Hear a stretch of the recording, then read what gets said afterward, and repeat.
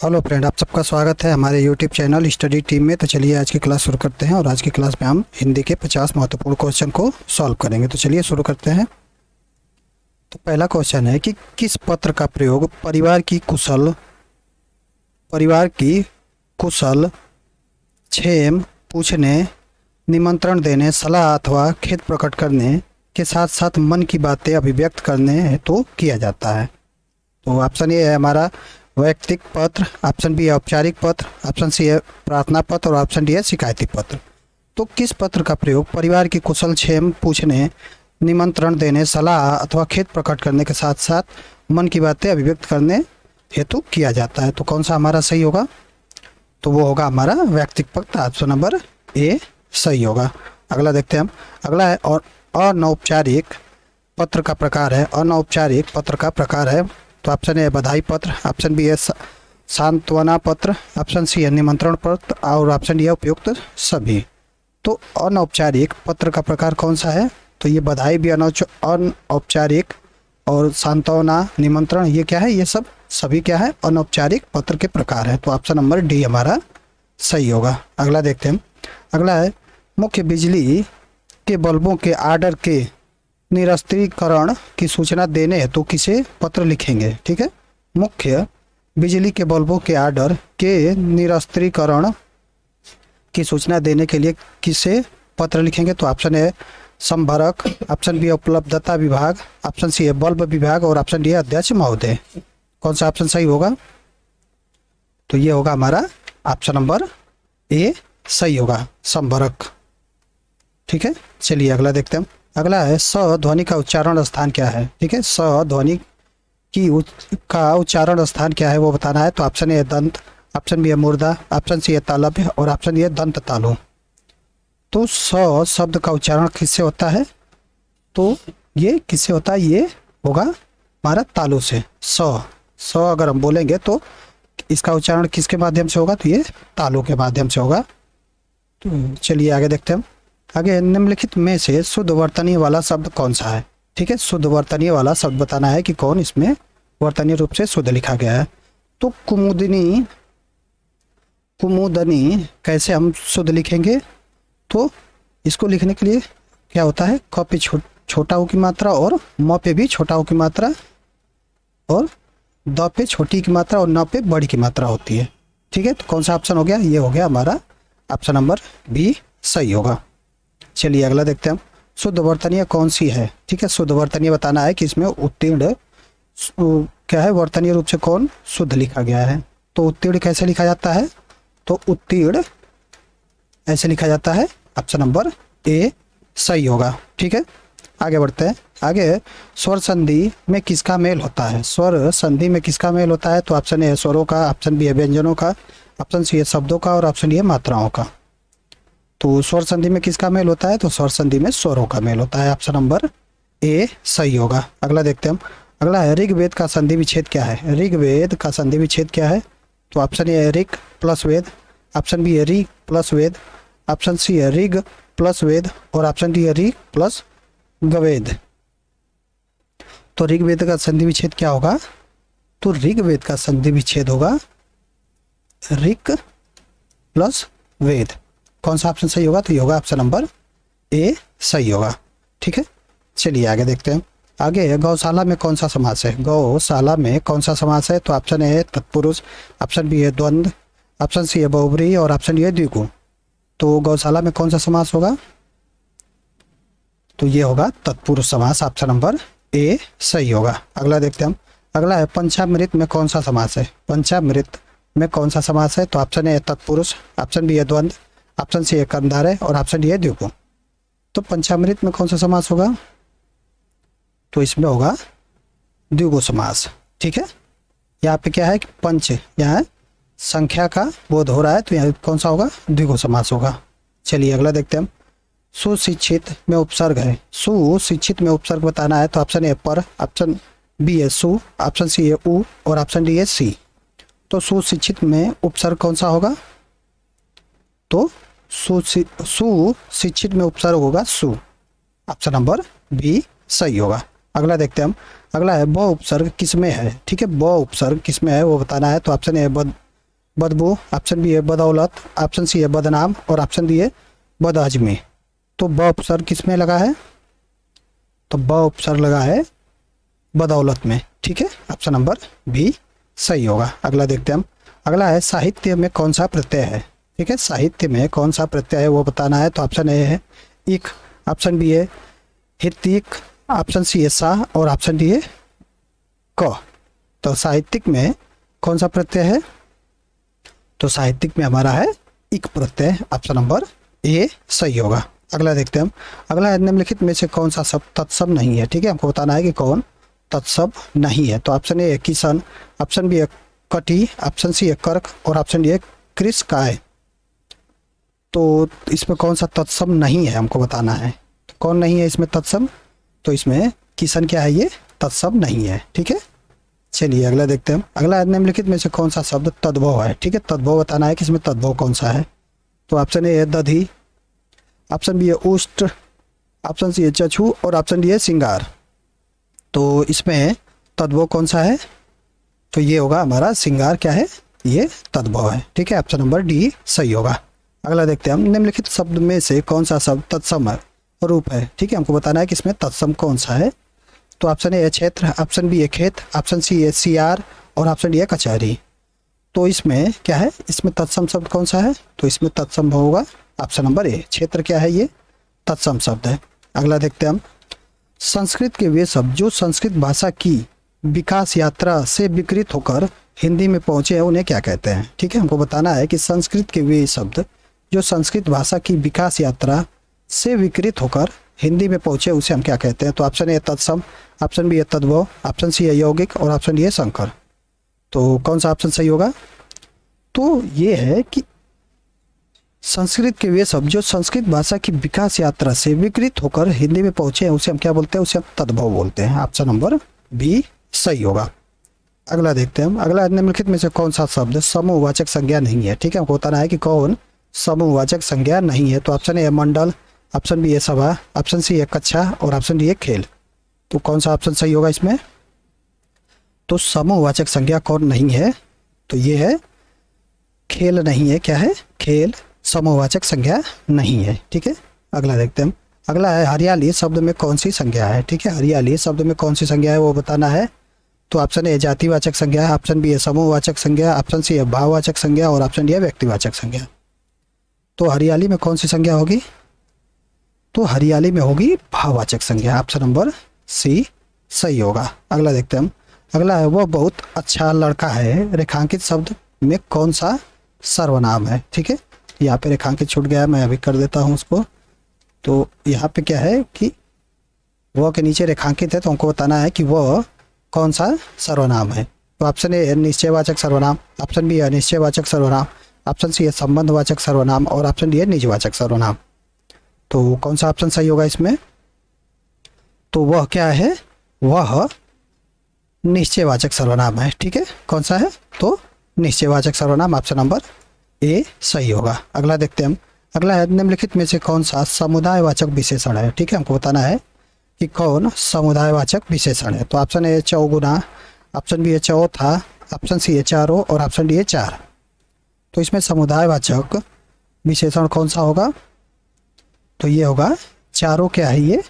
समुदायवाचक विशेषण है। ठीक है, चारों क्या है? तो ये समुदायवाचक विशेषण है। अगला है। अगला है क्रिया चुनिए। ठीक है, हमको क्रिया बताना है। मेरी बहन सविता हिंदी भाषा सीखती है। ठीक है, हमको बताना है कि इसमें क्रिया कौन सी है। तो ऑप्शन ए है हिंदी, ऑप्शन बी है बहन, ऑप्शन सी है सीखती है और ऑप्शन डी है भाषा। तो कौन सा ऑप्शन सही होगा इसमें? तो इसमें क्रिया क्या है? इसमें क्रिया है सीखती है। क्या है ये? क्रिया है। ऑप्शन नंबर सी सही होगा। ठीक है, चलिए आगे देखते हैं। आगे वह लाचार है क्योंकि वह अंधा है। इस वाक्य में कौन सा अव्यय है? वह लाचार है क्योंकि वह अंधा है। इस वाक्य में कौन सा अव्यय है? तो ऑप्शन ए परिमाणवाचक, ऑप्शन बी है संबंधवाचक, ऑप्शन सी है संकेतवाचक और ऑप्शन डी है करणवाचक। तो कौन सा ऑप्शन सही होगा इसमें? वह लाचार है क्योंकि वह अंधा है। इस वाक्य में कौन सा अव्यय है?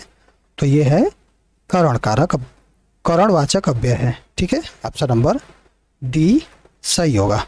अगला देखते हैं। अगला है अर्थ के आधार पर संबंधवाचक अव्यय को कितने भागों में विभक्त किया जाता है? अर्थ के आधार पर संबंधवाचक अव्यय को कितने भागों में विभक्त किया जाता है? तो ऑप्शन ए 13, ऑप्शन बी है 12, ऑप्शन सी है 14 और ऑप्शन डी है 15। तो कौन सा ऑप्शन सही होगा इसमें? तो अर्थ के आधार पर संबंधवाचक अव्यय को 13 भागों में विभक्त किया जाता है। ऑप्शन नंबर ए सही होगा। अगला देखते हैं। अगला है, निम्नलिखित में से कामदेव शब्द का पर्यायवाची कौन सा नहीं है? ठीक है, हमको बताना है कि कौन सा कामदेव का पर्यायवाची नहीं है। तो ऑप्शन ए है रतिनाथ, ऑप्शन बी है कामपाल, ऑप्शन सी है कामग और ऑप्शन डी है अनग। तो कामदेव का इसमें पर्यायवाची कौन नहीं है वो बताना है। तो कौन सा ऑप्शन होगा? तो ये है ऑप्शन नंबर बी, क्या है? कामपाल। ये कामदेव का पर्यायवाची नहीं है। चलिए अगला देखते हैं हम। अगला है तर्कस का पर्यायवाची शब्द है। ठीक है, तर्कस का पर्यायवाची शब्द बताना है। तो ऑप्शन ए है तीर, ऑप्शन बी है धनुष, ऑप्शन सी है प्रतिंचा और ऑप्शन डी है निसंग। तो तर्कस का पर्यायवाची कौन है वो हमको बताना है। तो कौन सा ऑप्शन सही होगा? तो ये होगा हमारा ऑप्शन नंबर डी, निसंग। क्या है ये? तर्कस का पर्यायवाची है। ठीक है, चलिए अगला है। अगला है अपेक्षा का विलोम है। अपेक्षा का विलोम बताना है। तो ऑप्शन ए है उपेक्षा, ऑप्शन बी है अनुपेक्षा और ऑप्शन सी है सापेक्षता और ऑप्शन डी है परिप्रेक्ष्या। तो अपेक्षा का विलोम क्या होगा? तो अपेक्षा का विलोम होगा उपेक्षा। ऑप्शन नंबर ए सही होगा। अगला देखते हैं। अगला है परमार्थ का विलोम है। परमार्थ का विलोम बताना है कि परमार्थ का विलोम क्या है। तो ऑप्शन ए है स्वार्थ, ऑप्शन बी है शब्दार्थ, ऑप्शन सी है दयावान और ऑप्शन डी है दयाहीन। तो परमार्थ का विलोम क्या होगा? तो परमार्थ का विलोम होगा हमारा कौन सा? तो ये होगा ऑप्शन नंबर ए, स्वार्थ। ठीक है, क्या होगा? तो परमार्थ का विलोम स्वार्थ होगा। अगला है उसका चेहरा क्रोध से डैश डैश रह गया। रिक्त स्थान के लिए उचित शब्द चुनना है कि यहाँ पे क्या भरा जाएगा। तो उसका चेहरा क्रोध से, तो हमारा ऑप्शन है तप तपा, ऑप्शन बी है तम तमा, ऑप्शन सी है जग मगा और ऑप्शन डी है चमचमा। तो उसका चेहरा क्रोध से क्या हो गया? तो इसमें भरा जाएगा कि उसका चेहरा क्रोध से तमतमा रहा था। ठीक है, ऑप्शन नंबर बी सही होगा। चलिए आगे देखते हैं हम। आगे है आपका आचरण दूसरों के लिए डैश डैश हो सकता है। यहाँ पे भरना है कि क्या भरा जाएगा। तो ऑप्शन है दृष्टांत, ऑप्शन बी है उदाहरण, ऑप्शन सी है उद्धरण और ऑप्शन डी है अनुकरण। तो आपका आचरण दूसरों के लिए क्या हो सकता है? तो ये होगा कि आपका आचरण दूसरों के लिए उदाहरण हो सकता है। ऑप्शन नंबर बी सही होगा। यहाँ पे क्या बढ़ा जाएगा? उदाहरण। ठीक है, अगला है अन्य मनस्क के लिए उचित वाक्यांश चुने। ठीक है, अन्य मनस्क के लिए उचित वाक्यांश हमको बताना है। तो ऑप्शन ए जिसका मन अपनी ओर हो, ऑप्शन बी है जिसका मन किसी दूसरी ओर हो, ऑप्शन सी है जिसका मन निर्मल हो और ऑप्शन डी है जिसका मन केंद्रित हो। तो अन्य मनस्क का उचित वाक्यांश क्या होगा? तो ये होगा जिसका मन किसी दूसरी ओर हो। ठीक है, ऑप्शन नंबर बी सही होगा। अगला है जो मृत्यु के मुख में आने को है। वाक्यांश के लिए उचित शब्द चुनना है। जो मृत्यु के मुख में आने को है उस वाक्यांश के लिए हमको उचित शब्द बताना है। तो ऑप्शन है मृत्युंजय, ऑप्शन बी है मरणासन, ऑप्शन सी है मृत और ऑप्शन डी है मरणोन्मुख। तो कौन सा ऑप्शन सही होगा इसमें? तो ये होगा ऑप्शन नंबर डी सही होगा। ठीक है, आगे देखते हैं हम। आगे दिनों का फेर होना मुहावरे का उचित अर्थ है।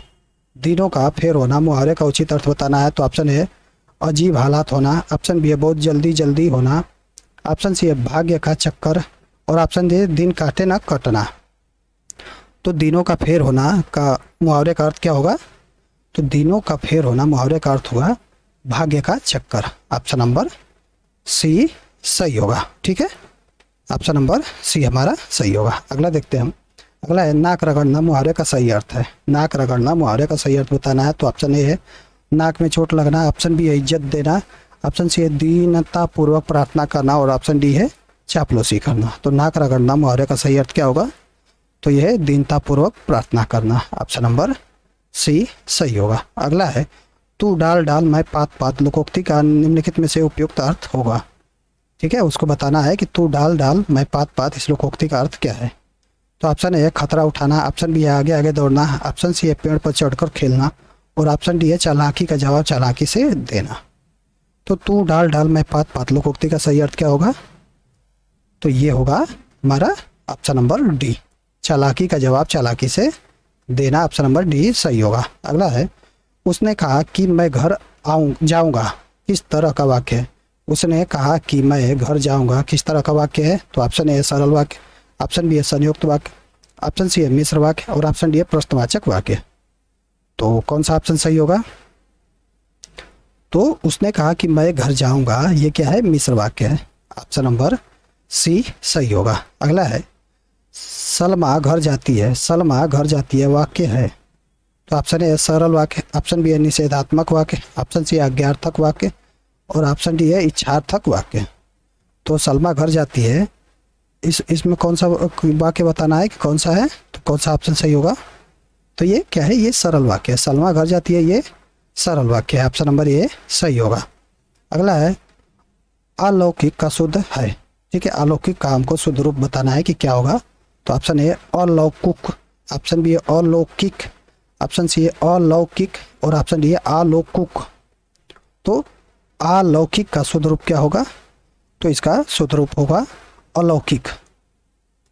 अलौकिक कौन सा ऑप्शन? तो ऑप्शन नंबर सी सही होगा। अगला है, निम्नलिखित में से कौन सा वाक्य कर्मवाच्य का उदाहरण है? ठीक है, कर्मवाच्य का उदाहरण हमको बताना है कि कौन सा है। तो ऑप्शन ए शीला से पढ़ा भी नहीं जाता, ऑप्शन बी है शीला से हंसा भी नहीं जाता, ऑप्शन सी है शीला से चला भी नहीं जाता, और ऑप्शन डी है शीला से हिला भी नहीं जाता। तो कौन सा ऑप्शन सही होगा इसमें? तो ये होगा कि शीला से पढ़ा भी नहीं जाता, ये क्या है? कर्मवाच्य का उदाहरण है। ऑप्शन नंबर ए सही होगा। ठीक है, चलिए अगला देखते हैं हम। अगला है, से विभक्ति निम्नलिखित निम्न में से किस कारक के लिए प्रयुक्त होता है? ठीक है, से विभक्ति निम्न में से किस कारक के लिए प्रयुक्त होता है? तो ऑप्शन ए कर्ता, ऑप्शन बी है कर्म, ऑप्शन सी है संप्रदान, और ऑप्शन डी है करण। तो कौन सा ऑप्शन सही होगा इसमें? तो इसमें होगा कि करण कारक के लिए प्रयोग होता है। ठीक है, अगला है, अन्य पुरुष एक वचन सर्वनाम का संप्रदान कारक बहुवचन रूप होगा।